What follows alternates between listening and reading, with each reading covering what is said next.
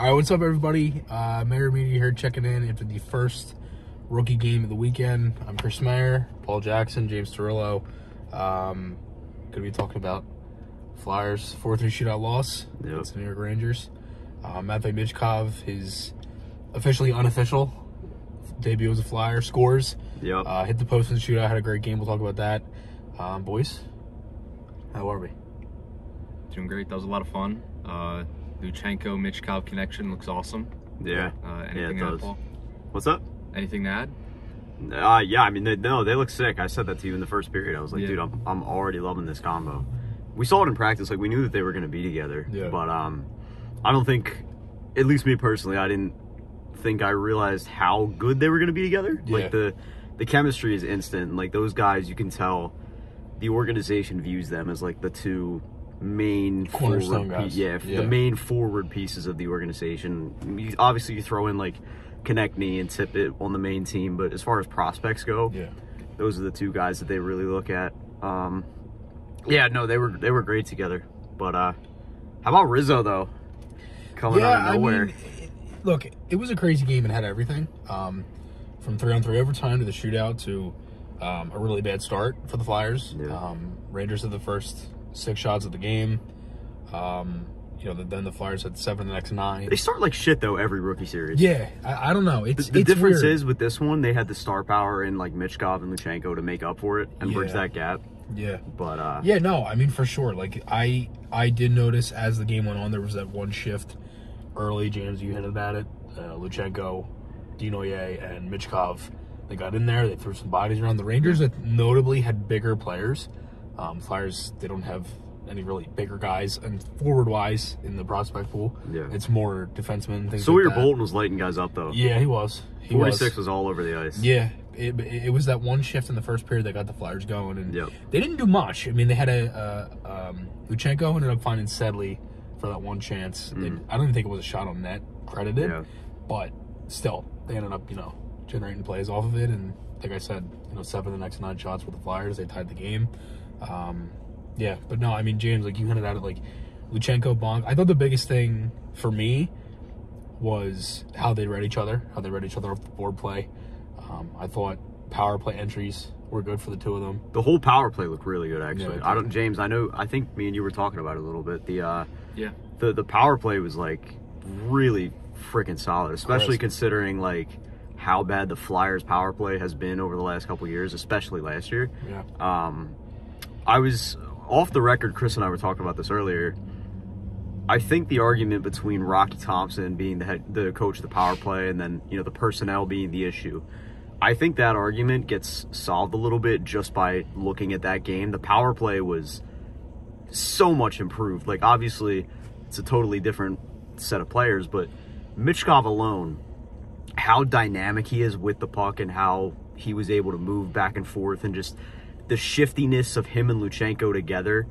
I think if you put Michkov on that Flyers unit, I think that alone, you could probably make the top 20 in the league from 32nd. I think he's the type of player that just him alone could help boost that unit a lot. So I think the power play was one of the biggest takeaways from the night. What do you think, James? Yeah, I agree. I mean, obviously Michkov is the main picture of tonight, but then him scoring on the power play is even, that's like, it's icing on the cake. Yeah, the icing on the cake. There we go. That's what I'm looking for. That's been their main struggle for the last few years. And then last year, I mean, like you said, like they could have a top 20 power play with Michkov. I would take top 20. I would 1,000% take top 20. Yeah, I mean, for where they were at, I'd take 25 at this point. Yeah, you exactly. Know what I mean? Like, exactly. Yeah. I 100% agree. It may have been 5-on-3, but it doesn't matter to me. I mean, goal's a goal. Yeah. I mean, I remember there was one time a couple years ago, they had like a 6-on-3, and it took them like 30 seconds to score on that. And they had the 5-on-3 and then pulled the goalie down by a couple goals. Like, but yeah, I mean, like, again, like I mentioned the power play, I thought the biggest thing with that was, and you saw it in practice this morning, how much Michkov controls the unit. Yeah. I love the fact that you now have a guy that is so decisive and so crisp with his passing that it opens up every fucking area on the power play. Like from the bumper where Bonk was, or if it's Luchenko, whoever, when it gets to the NHL, it's going to be guys like Cam York, Jamie Drysdale at the point, Michkov on that side. Then you have a guy like Tyson Forrester or Owen Tippett to shoot a puck, right? I mean, I think, you know, they did try to change some things, I think, with throwing Sokol in, on like face-off plays. Didn't really work out a ton.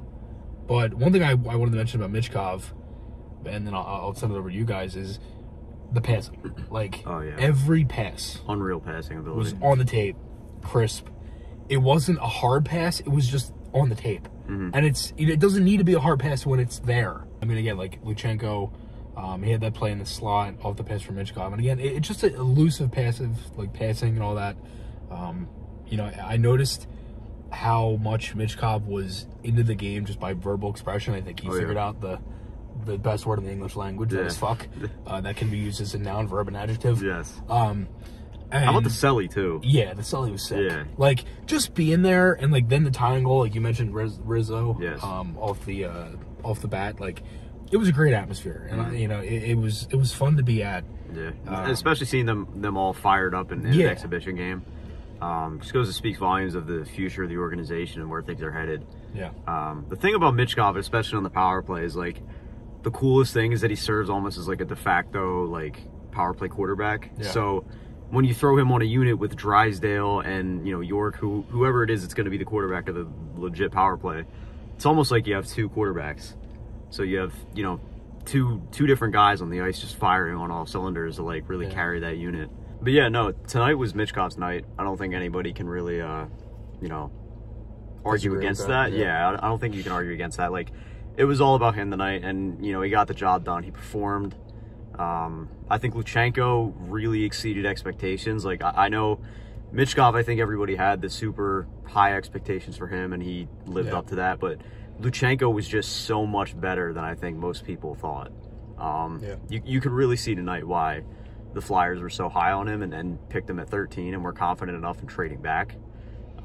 He's got the tool set, he's got the build, he's got everything. So, and like, again, like we've said this before on Fourth Flag Guys and stuff too, like it doesn't take away from any other player like Michkov. Like, yes, it is a great feeling to have that good of a guy on your team, especially to see him for, you know, how close we were to the ice and all. And like people centers, it sucks that it's a far drive because it's a great arena to see a hockey game. Yeah, it is. You really like the arena, right? Yeah, it's nice. I really like it. That one area that we're in, it's like we're technically in the upper level, but it feels like we're on top of the players. It's a really nice arena to watch a hockey game. Yeah, I mean, and like when it's quiet enough to where there were moments in there where you kind of hear a pin drop. Yeah. Specifically Michkov shootout attempt. It's a really like intimate arena. Like it's really like you can hear the refs talking and the players and all. But yeah, no, again, like I was saying, like it doesn't take away anything from guys like Luchenko, guys like Bonk, guys like Barkey, right? Like I feel like Luchenko does get a little bit of criticism because he wasn't as high of a player as Michkov. Yeah, you know what I mean? It also, I mean, they passed on Bouillon. That's a lot of what it is. But right, well, that's what I mean. It's like, you know, it's always like, oh, we got this, but we could have had this. It's like, you know, just you have that, so let's see what it is. Yeah, so that's kind of my thing. Is take him like, for what he is. Yeah, and again, like he proved that he could play, and again, I thought that line was good. I mean, Carson Bjarnason had a great game. I think Elliot Desnoyers had a great game. Yeah, he did. For the role that they put him in. Yeah, Bjarnason made some great saves. Yeah, he did. Nothing crazy, but like just solid what he needed. His pad positioning was really good. Yeah, he made some real good saves in overtime. Yeah. Yeah, I mean, Gendron, I thought had a good game. Had the other goal. Yeah, he had the tip as in well to start it. Rizzo, Tuamala looked good. Tuamala had a great game. Yeah. Had that play in the second period. Oh, dude. The toe drag. If he would have pulled that off, that would have been one of the best goals I've ever seen live. There were several moments tonight where I was sitting next to you and we were like, oh, because someone made a nice move and just couldn't finish it. But Michkov with a little between the legs play. Yeah. Tried the little like kind of fake Michigan pass over the net. Yeah, dude. Yeah. And again, it's just one of them things. It's like You love seeing a guy get creative. When have you ever seen a Flyer get that creative? Like, in my lifetime, none. Morgan Frost is one of the most creative guys on the team, and I know we're both really high on him. Yeah, but not that creative. But he's not that creative. Like, and that's not even saying that's not a dig at Morgan Frost whatsoever. Like, it's just it just shows how good Michkov is. Matvei Michkov is easily the most dynamic, creative player the Flyers have had in their pipeline since Eric Lindros. And like, he disguises everything. I think the thing that I noticed, especially tonight, and James, I'm sure you could probably attest to this, like, I was talking about his puck strength. Like, when he has the puck, it's just like, he can't really take it off guys. Like, and it was almost like, it's not even that he's fighting off guys, it's that he makes it look effortless. You remember the play around the net? Like, he came around and had one hand, and like, to the point where he got held back all the way to where his back was pushed, and he still had the puck. Yeah, he kept it the whole way through. And he had his bottom hand. That's not his top hand. That's his bottom hand. Like, that's not easy to do. No, it isn't. Like, that's insane. And that's the point I'm trying to make. Like, he not only does he do it, but he almost makes it look effortless. Yeah. Like, it's really impressive. And again, like, he cares. Like, there was a play in the second where, like, they just got a power play. It's like last couple seconds. It's like, I think the Rangers had just tied it, so it was 2-2. And it was like, all right, like, we might be able to, to get a goal here, go up 3-2 going into the period. And this is what I was saying earlier when I said he learned the word fuck, because I saw him, like, literally, like, the play went the other way. The Rangers had a shorthanded chance. Bardison made the save, but as soon as he went, he just went, like, fuck, like, real loud. And you could see it, and he was pissed. And, like, that's what you want. You want that kind of guy. The guy that is, like, mad that he could not make the difference in that one play. Yeah. You know what I mean? And, like, when he already has in the game, he scored.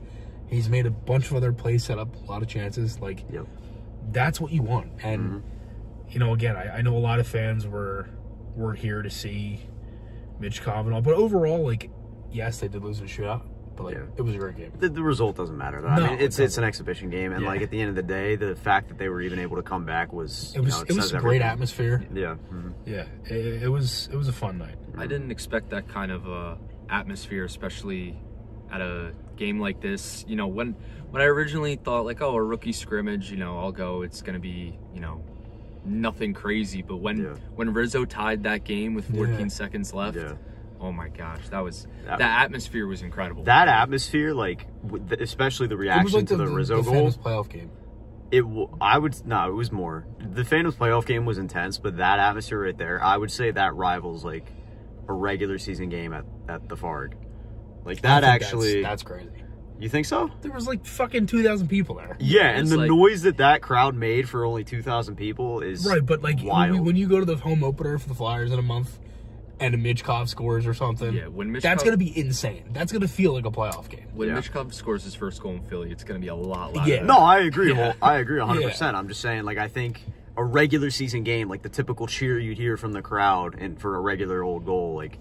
I think for PPL and what it is, and it's also a game tired. Yeah, 100%. That has to do with it too. Yeah, for it being 15,000 less people than normal or whatever, it was loud. Oh yeah, it was loud. Yeah.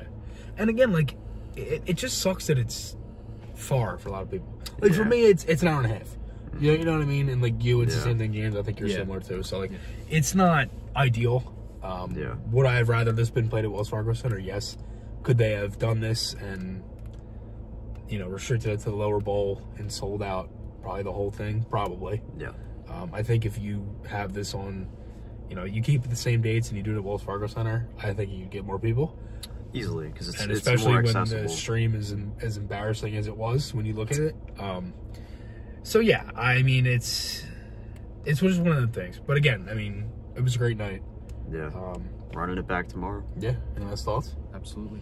One last thing I wanted to add on, of course, our guy Michkov. Yeah. You and I were talking about this before, Paul, just how we haven't had a guy in the organization this hyped up since Lindros. Yep. No matter anything, really, in our lifetime, ever, just this hyped up is just so exciting. And something you said before, like, other fans of other teams don't realize how exciting this is for us, because we've never had a guy like this. We've never had a Matvei Michkov. We've never had a Connor McDavid first overall. That's just all of a sudden going to make a huge impact and be the best player in the league. We've never had a 18-year-old Connor Bedard come in and all of a sudden just, you know, doing the Michigan, he's barely a legal adult, like stuff like that. We haven't had that, and that's awesome that we finally have something like this. And this kid's only 19, so it's gonna be so much fun watching this guy play, and I can't wait for Flyers hockey. 28 days. Yeah, no, it's an exciting time in Philly, and even better time to follow along with us while we cover it all. So it's a lot of fun. Stay tuned, stay updated. We got everything for you. And we'll talk to you guys all again next time. See you guys.